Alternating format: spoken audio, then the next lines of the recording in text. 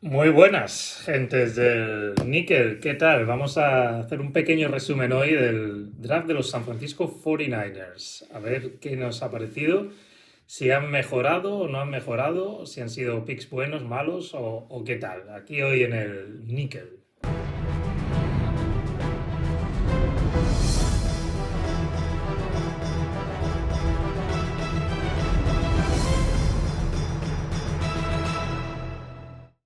Bueno, esto es increíble. Aquí uno está de vacaciones, disfrutando. Disculpad la iluminación, porque es completamente lamentable, pero es lo que hay, es en una habitación del hotel. Y es que Rubén no me deja ni descansar un par de días después de todo el trabajo que hemos realizado para el draft. Pues nada, aquí estamos y la verdad es que estoy reventado, es bastante tarde. Pero bueno, el caballero quiere saber qué tal lo han hecho los 49ers, que sabéis que Rubén no duerme si no sabe qué han hecho los 49ers. Son su pesadilla y bueno, pues aquí estoy yo para contarle un poco qué ha pasado. Como me ha pillado de improviso, pues vengo aquí, bueno, como es su canal, así que su equipo, ¿no? En la gorra y me ha puesto verde, aunque vamos a hablar de los 49ers. Y bueno, es que dice Rubén que estoy prácticamente de vacaciones una vez al mes, así que por eso siempre me pilla, pero si queréis verme saltando ahí por los acantilados, de John Marco en Instagram también. Seguidme por ahí, que tengo menos público. Y como dice Rubén, estoy siempre de vacaciones, así que lo mismo os doy alguna idea. Vamos a ver, los 49ers. Al final, tres picks de segundo día y luego varios del tercero. No hubo pick en primera ronda, no hubo trade por Divo Samuel. Yo la verdad es que me parecía remota, ¿no? La posibilidad de que San Francisco se volviese loco, perdiese la paciencia y traspasara a Divo Samuel, ¿no? Teniendo en cuenta que tenemos ahí a Jimmy Garoppolo en plantilla, pues comiéndose 25 millones de dólares y parece que les da igual, y duermen muy felices y muy tranquilos. Parece que el equipo está bien establecido, pese a esa carga, pues me hubiera extrañado muchísimo, ¿no? Que los 49ers hubiesen movido ficha con Divo, que bueno, tiene contrato para este año, y que le pueden meter la etiqueta de jugador franquicia 2 años más. Así que yo creo que no se tienen por qué poner nerviosos y San Francisco está jugando bien sus cartas. Así que el primer pick de Niners fue en segunda ronda el número 61, Drake Jackson, de la Universidad del Sur de California. Este chico, yo creo que hay que ser paciente con él. Es un jugador que creo que tiene muy buenas habilidades, pero creo que necesita un tiempo de adaptación. Así que tenemos que ser pacientes. Que yo creo que es un poco lo que se entiende, ¿no? Pues que en la línea parecía que estaba San Francisco bastante bien montado, ¿no? Con todos los jugadores que tiene. Y esto es un pick un poco, pues, no de lujo, pero de desarrollo. Y yo creo que Jackson encaja, ¿no? En ese perfil. Es un jugador que lo primero que destaca, ¿no? Cuando le ves es que tiene unas capacidades atléticas brutales. Es decir, es un jugador que es rápido, que es explosivo, que es capaz de doblarse, tiene flexibilidad y que es un jugador que, por ejemplo, es capaz de realizar jugadas en persecución, digamos, cuando van las carreras o las jugadas del quarterback hacia el lado contrario sobre el que él está defendiendo, es capaz de, con esa explosividad, pues atacarlas y acabar con una peor ganancia de yardas, ¿no? Desde el punto de vista defensivo. Es un jugador que la verdad es que se le ha utilizado de muchas maneras, ¿no? En USC se le ha puesto de outside linebacker, se le ha utilizado en la línea, se le ha puesto un poco de Joker ahí en medio, en esos frentes de presión. Mucho lo he visto también alineado White Knight, ¿no? Que en San Francisco yo creo que es algo que encaja, ¿no? Te lo imaginas, ¿no? En esa defensa, que San Francisco usa mucho, ese frente de cuatro, con un hombre White Knight alineado, en esos frentes que están un poco pues, desequilibrados, ¿no? Con tres en un lado del center y ese hombre que os digo, la White Knight en el otro lado. Y eso lo ha hecho Drake Jackson, esa técnica de White Knight, técnica 9 en los Trojans. Así que yo creo que es un jugador que en ese sentido promete, ¿no? Lo que pasa es que, claro, le ves esas manos y está crudito, está verde, ¿no? Le falta bastante por pulir ahí, no le ves que tenga counters, ¿no? Cuando ya se engancha con el jugador de línea y no produce un buen ataque inicial, pues ahí muere.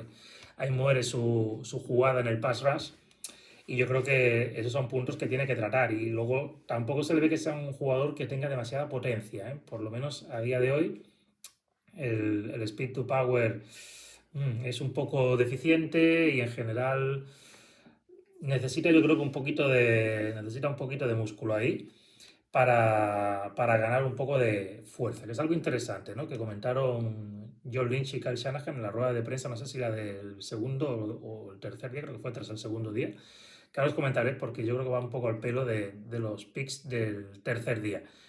En resumen, que me gusta, ¿no? Me gusta el pick. Es un jugador que la verdad es que no es muy alto, aunque ves en la cinta y parece un jugador más alto, pero está en 6'2" y poco más, es decir, rondando el 1,90 m, un poquito por debajo quizás. Pero parece más grande cuando lo ves jugar por cómo está construido físicamente. Yo creo que es un jugador que quizás el primer año pues esté ahí un poco para que Chris Kosurek, el entrenador de línea, lo vaya moldeando, ¿no? Pero que quizás en 2023, pues de ahí en adelante, pueda ser un jugador muy efectivo en esa rotación. A mí el pick que más me ha gustado es el de tercera ronda, el del running back, el de Tyrion Davis Price, de LSU, que bueno, cuando se eligió, las manos a la cabeza, ¿no? Un poco por, bueno, ya estamos con las shanahanadas, ¿no? Un poco. Otra vez cogiendo un running back, el año pasado escogió dos, ya es algo que prácticamente es clásico en cada draft, escoger un running back, pero luego vemos como cada año los necesita. O sea, que a mí no me parece que sea algo criticable. El año pasado, si no se escoge el Elijah Mitchell en sexta ronda, a lo mejor San Francisco no está en playoffs, porque es el jugador que al final llevó la carga, ¿no? del juego de carrera, y todo el mundo dijo que con el pick de Trey Sermon en tercera era absolutamente prescindible el de Elijah, y no lo fue. ¿Y quién no nos dice que Tyrion Davis Price pueda ser este año un jugador importante? Yo, de hecho, se lo he comentado a Rubén, eso es una pequeña apuesta, pero yo creo que este jugador puede ganar en el futuro un partido de playoffs para 49ers. Me parece un jugador ideal para el esquema, uno de estos que creo que lee bastante bien los bloqueos de la línea ofensiva y es capaz de hacer ese único corte y buscar lo que dicen los americanos el daylight, buscar el norte-sur. Creo que en ese sentido se diferencia bastante con Trey Sermon, que yo creo que es el gran perjudicado en este pick. Yo creo que nos da un poco a entender que Shanahan no termina de ver ese fichaje, ¿no? De Trey Sermon el año pasado, un jugador que era más bailarín, entre comillas, lo vimos en Ohio State y que lo confirmó en la NFL y que es mortal en este esquema, que necesita ser más decisivo, y Tyrion Davis Price lo es. Veis el partido sobre todo contra Florida, es increíble. Nota 3 veces en la misma jugada, el GT counter, esa jugada en la que amagas la carrera hacia un lado, vas hacia el contrario, aprovechando el pull del guard y del tackle del lado contrario al que va la carrera. Y en esa jugada, en las 3 ocasiones que anota, hace el corte en el punto preciso para que encuentre ese camino hasta la ENSO. Y es un partido brutal. Es un jugador que es muy físico, le ves terminar las carreras de manera brutal. En ese sentido recuerda al que fuera un poco uno de sus antecesores en los Tigers de LSU, que es Leo Fournette. Este no es de los que vaya a tirarse al suelo antes de que le plaguen. Este busca hacer daño. Eso sí, no es un jugador que vaya a aportar nada en principio en el juego de pases. Este es un jugador más, pues básicamente para que cuando esté en el campo sea para llevar la pelota. Es ese típico jugador que a lo mejor está a 30 snaps en el partido y de esos, o 25 snaps, y en esos 25 snaps toca el balón 15 o 17 veces. Porque básicamente si está en el campo es porque va a correr. ¿Eso te hace predecible? Sí, pero bueno, todo el mundo sabe a lo que juega San Francisco y luego no le suelen parar, especialmente en lo que se refiere al juego de carrera. Así que no me parece nada mal, no me parece nada mal este jugador. No es tampoco muy buen bloqueador, pero como os digo, yo creo que es un poco lo que a Shanahan le ha funcionado en su trayectoria como coordinador en Atlanta y su primera etapa en 49ers, que es un poco el sustituto de Tevin Coleman. Es un jugador físico duro y en un partido en el que a lo mejor necesitas hacer pues 25 carreras para 110 yardas o 115, te las puede dar. Porque además es un jugador que se ve, ¿no? Que en los partidos en los que se le ha dado una buena carga de trabajo ha funcionado mejor. Y no es un jugador que en principio lo puedas utilizar 5 o 6 veces y te vaya a producir un big play. Entonces es un jugador que necesita bastante carga de trabajo para que funcione. Y luego el otro que os voy a hablar un poco con más extensión es Danny Gray, que es el último pick del tercer día.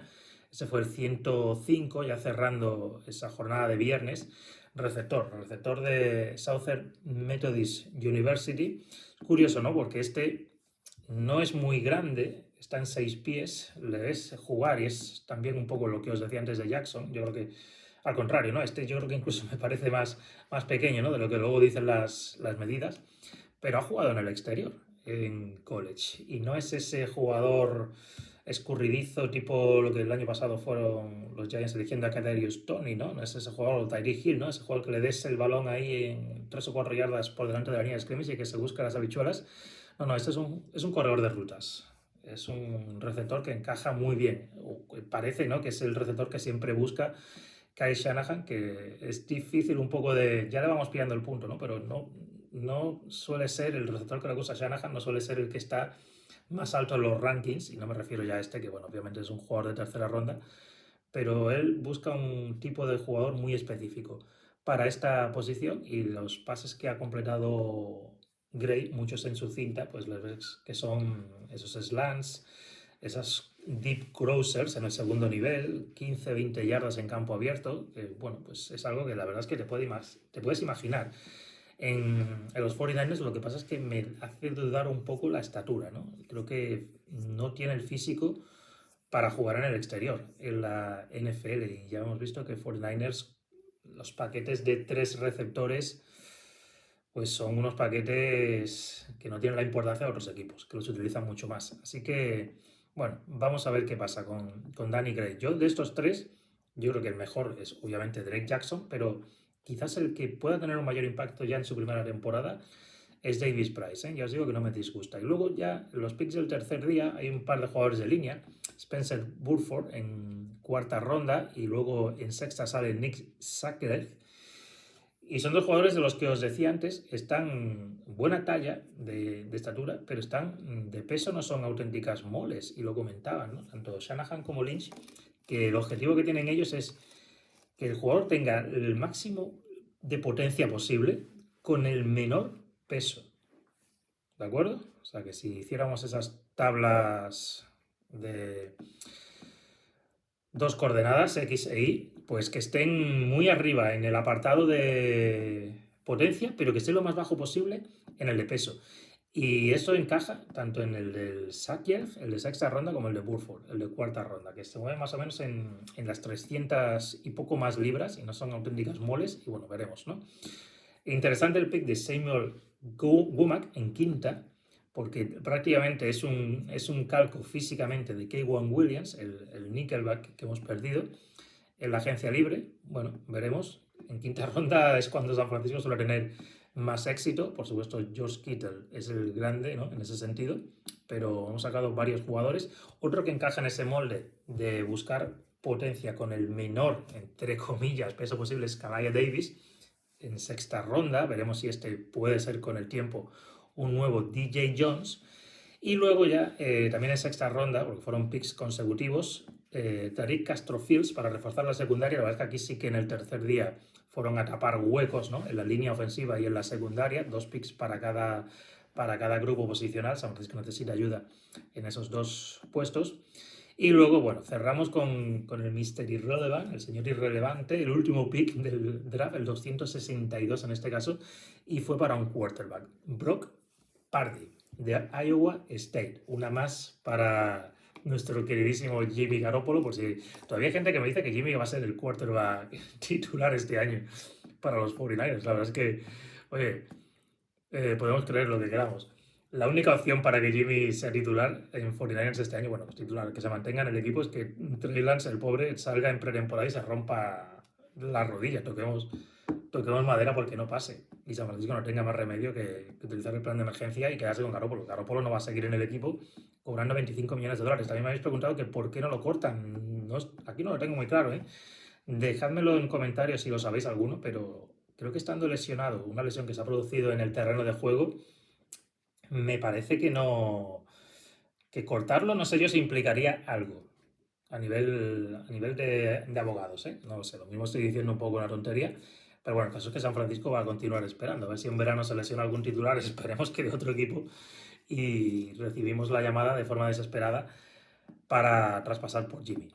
Así que bueno, este es el draft de los 49ers, no es un draft de mucho lujo, no es el draft de los Jets, porque bueno, no teníamos demasiado para jugar, ya apostamos muchísimas cartas el año pasado con Trey Lance, pero bueno, hay cositas y bueno, ya sabemos lo que son los drafts, al final si te salen uno o dos jugadores buenos, pues ya has hecho algo muy importante. Veremos qué pasa, ahora nos queda un poco esperar, ¿no? Hasta el verano que vayan entrenando y que vayan practicando esos jugadores y veremos, ¿no? Si empiezan a dar dividendos o no.